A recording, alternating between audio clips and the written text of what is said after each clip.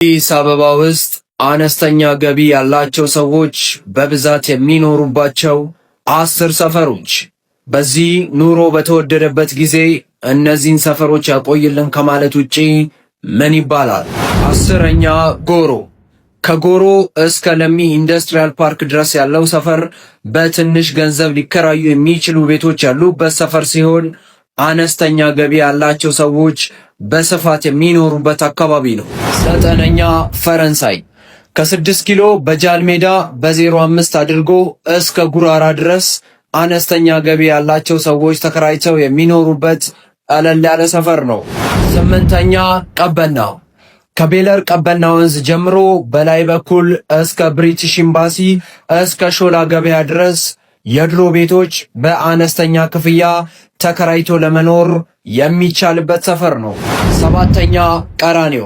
ከቀራኒዮ መድኃኔዓለም ቤተክርስቲያን ጀምሮ በቀራኒዮ አደባባይ አድርጎ እስከ ወይብላ ማርያም ቤተክርስቲያን ድረስ ሎ ኳሊቲ ያላቸው ቤቶች የሚገኙበት ሰፈር ሲሆን አነስተኛ ገቢ ያላቸው ሰዎች በስፋት የሚኖሩበት አካባቢ ነው። 6ኛ ሽሮ ሜዳ።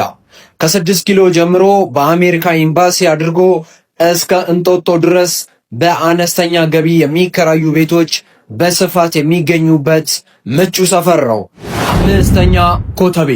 ከኮተቤ ካራ አደባባይ እስከ እላይ ጣፎ ድረስ አነስተኛ ገቢ ያላቸው ሰዎች በስፋት የሚኖሩበት አካባቢ ነው። 4ኛ አየር ጤና። ከቶታል 3 ቁጥር ማዞሪያ ጀምሮ ዘነበ ወርቅ፣ ቆሬ፣ ቆሼ፣ አየር ጤና በላይ በኩል ደግሞ እስከ ካራ ድረስ ሎው ኢንካም ያላቸው ሰዎች በስፋት የሚኖሩበት አካባቢ ነው። 3ኛ መርካቶ። ከአቡነ ጴጥሮስ አደባባይ በአትክልት ተራ እስከ ጎጃም በረንዳ ድረስ በላይ በኩል ደግሞ እስከ አቡነ ጳውሎስ ሆስፒታል ድረስ ሲሆን በታች በኩል እስከ ተክለ ሃይማኖት በርበሬ በረንዳ ድረስ ያሉ ሰፈሮች የድሮ የተደራረቡ በጥቂት ገንዘብ ሰዎች ቤቶችን ተከራይተው መኖር የሚችሉባቸው ሰፈር ናቸው። 2ኛ አውቶብስ ተራ። ከአዲሱ ሚካኤል ጀምሮ አውቶብስ ተራ፣ 7ኛ አብነት፣ ኮካ፣ አማኑኤል በታች በኩል ደግሞ እስከ ሰፈረ ሰላም ድረስ በጣም የቆዩ የቀበሌ ቤቶች የሚበዙበት አካባቢ ሲሆን አነስተኛ ገቢ ያላቸው ሰዎች በስፋት የሚኖሩበት አካባቢ ነው።